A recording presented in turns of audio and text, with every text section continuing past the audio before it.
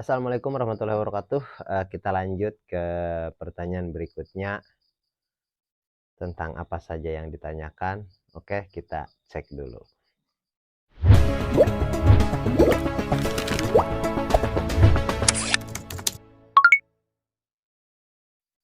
Oke sahabat, ini ada pertanyaan daripada sahabat kita yaitu Sutrisno Dermawan. Yang pertanyaannya seperti ini. Tapi gini ya Kang, maaf saya sendiri petani pembesaran, saya juga survei lapangan pasar. Oh, mungkin ini di video yang judulnya soal tengkulak atau pengepul. Keluh kesah tengkulak juga kita harus tampung. Terkadang ada rekan-rekan sesama petani, ada yang kurang fair. Seharusnya sebelum panen ikan puasa, tapi beberapa petani ada yang kasih makan. Alternatif yang lama dicerna, besoknya ikan susut. Makanya ada beberapa pengepul yang ambil dengan harga di bawah standar. Itulah yang jadi masalah. Maaf sebelumnya. Salam dari Nganjuk. Kasih solusi Kang. Dibuatin konten biar semua tahu dan mungkin bisa jadi solusi terbaik. Oke, kita bisa bahas di sini dan mungkin kita akan lanjut yaitu di acara live streaming di malam minggu nanti jam 8. Jadi memang setiap malam minggu lah, setiap malam minggu kita live. Jadi di situ sahabat bisa langsung bertanya dan bisa saya jawab langsung seperti itu. Tapi untuk pertanyaan yang ini, oke, kita jawab dengan singkat. Mudah-mudahan bisa dipahami. Begini, kalaupun survei di lapangan dan pasar,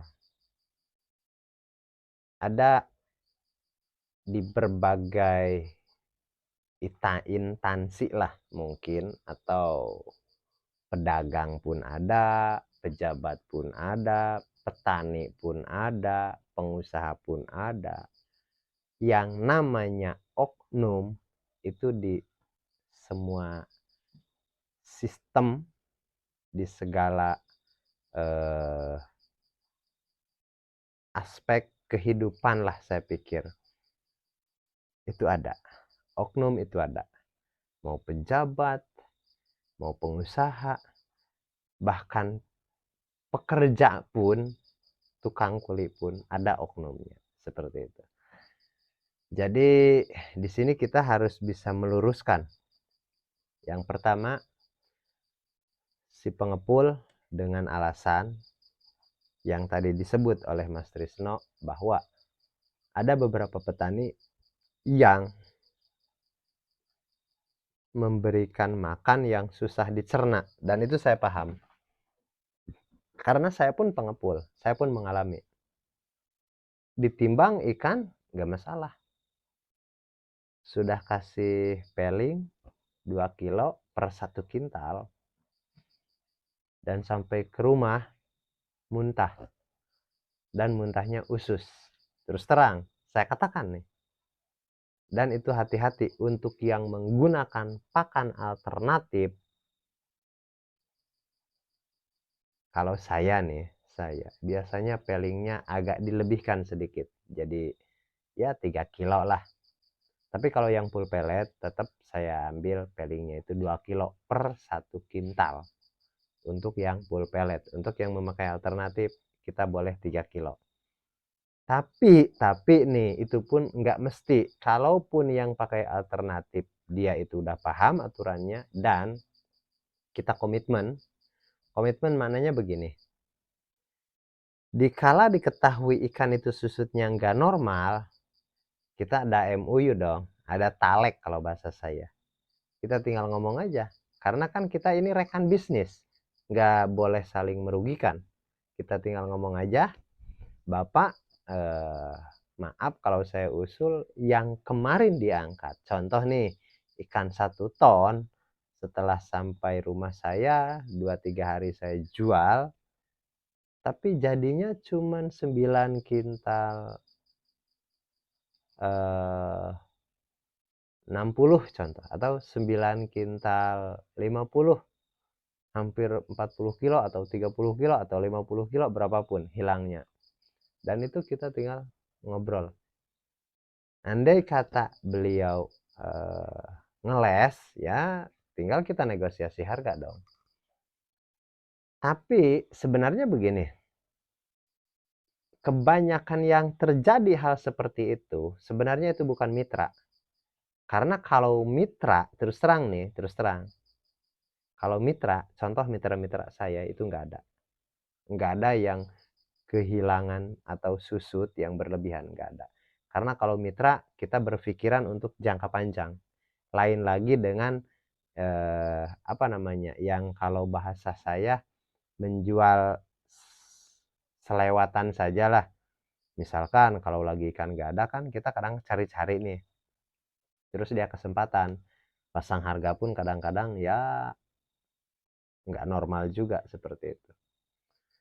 Oleh karena itu banyak juga nantinya si pelaku-pelaku pengepul atau tengkulak menggunakan kecurangan-kecurangan yang lain karena petaninya sendiri yang curang. Udah harganya kadang-kadang dibikin nggak normal, misalkan hari-hari biasa harga pasaran 20.000, dia menekan oke 21.500 contoh. Kalau mau ya angkat, kalau enggak ya enggak apa-apa. Kadang-kadang kalau pengepul nakal, dari timbangan lah, dari apalah, kadang-kadang pokoknya ya seperti itulah. Kalau kita menggunakan cara-cara yang enggak sehat. Tapi nih yang saya garis bawahi, untuk kemitraan sebenarnya itu nggak berlaku, karena kemitraan contoh dari benih, kadang-kadang dari benih pun sama, mau kita ambil benih dia kasih makan, begitu kita sampling, contoh nih kita sampling 1 kilo ada 100, 1 kilo waktu kita beli, pas mau kita jual besoknya pas di kilo lagi, di sampling 1 kilo itu bukan 100, bahkan nyampe 120, dan kita rugi 20 per 1 kilo. Seperti itu dari benih, bukan hanya dari apa namanya, konsumsi saja, benih pun seperti itu pun ada kalau bukan mitra. Tapi kalau mitra enggak, karena disiplin. Seperti itu kalau mitra. Jadi saran saya, kita ikuti aturan-aturan yang ada seharusnya. Contoh, kita beli benih dari mana, kecuali kalau kita jual sendiri lah, ikannya jual sendiri. Contoh, kita beli benih dari mana saja, terus kita jual kemana saja, kita jual sendiri, bukan ke pengepul lah istilahnya, kita jual ke market paling bawah. Itu sih nggak masalah. Tapi kalau kita misalkan mau jual ke pengepul, kita harus komitmen bersama pengepul itu sendiri. Yang pertama, suruh dibuktikan ikan kita itu susutnya berapa kilo. Karena kalau hitung-hitungan daripada biomasa, ikan itu memang dalam 1 hari ada yang 3%, ada yang 2,5%, ada yang 5% maksimal, dan itu agak jarang kalau yang 5%, agak jarang dilakukan. Karena lele itu tebarnya terlalu padat, terus kasih makan pun kalau ikannya udah besar, udah hampir panen, 2-3 minggu sebelum panen, itu kadang-kadang saya lihat yang umum lah, dia kasih makan urur, dan dia tidak diulangi lagi. Sudah habis, misalkan 2 bak 3 bak, udah tinggalin, ganti lagi bak yang lain. Kalau yang 5% biasanya setelah kita kasih makan, kita ulangi lagi, kasih makan lagi, ulangi lagi, kasih makan lagi, sampai tersisa. Supaya si pakan itu ada sisa, diperkirakan 5 menit atau 10 menit dia baru habis. Dan itu kemungkinan 5% biomasanya. Terus apa hubungannya? Hubungannya begini, kalau biomasanya 2%, kita ambil peling 2%. Kalau biomasanya 5%, kita ambil peling bisa 3%. Karena apa? 5% pun dalam satu hari. Dan sahabat pun harus pelajari juga, setelah kita kasih makan untuk full pellet nih, setelah kita kasih makan, minimal 8 jam sampai 10 jam itu enggak susut. Maksudnya begini, besok pagi kita mau kasih makan, kita hitung mundur, berarti sore ini kan enggak kasih makan. Tapi kalau paginya kita kasih makan. Oke, jadi supaya lebih jelas, misalkan besok nih, besok pagi kita kasih makan, dan hari ini pagi itu boleh kasih makan, tapi malamnya nanti jangan. Malam jangan kasih makan. Paginya nggak masalah kasih makan, malam jangan, karena besok meskipun tengah hari, meskipun sore kita mau panen. Seperti itu. Jadi puasa satu kali jadwal makan kita puasakanlah, maksudnya satu kali jadwal makan kita puasakan, seperti itu. Tapi itu pun kalau full pellet. Terus kalau pakai alternatif pun sama. Kalaupun nanti ada yang pakai alternatif, contoh usus atau apa saja, setelah ditimbang dibawa ke rumah tengkulak nih misalkan, itu muntah, dan itu bukan dipuasakan malam, bukan. Karena yang saya dapati nih, lewat dari 10 jam itu nggak bisa muntah, apapun pakannya itu nggak bisa muntah. Seperti itu. Susut pasti ada. Kalau susut pasti ada, karena kalaupun dia nggak muntah nanti kan keluar kotoran, seperti itu. Tapi kalau dicerna dengan baik, tetap kan ada beberapa persen, ada yang jadi daging juga, nggak semua jadi kotoran. Lain dengan yang dimuntahkan. Kalau yang dimuntahkan kan berarti 100% dia nutrisinya itu keluar begitu saja, nggak bermanfaat, seperti itu. Oke, mudah-mudahan bisa dipahami. Jadi kesimpulannya, di bidang apapun oknum itu ada, tergantung kita negosiasinya lah. Cuman menurut pengalaman saya, yang paling aman itu bermitra. Itu yang paling aman. Karena kalau bermitra, kita berpikiran jangka panjang. Si tengkulak atau si petani. Cuman saran saya begini. Karena bagaimanapun juga yang saya bilang, untuk seorang tengkulak mau cari untung 2-3 ribu itu hitungan jam.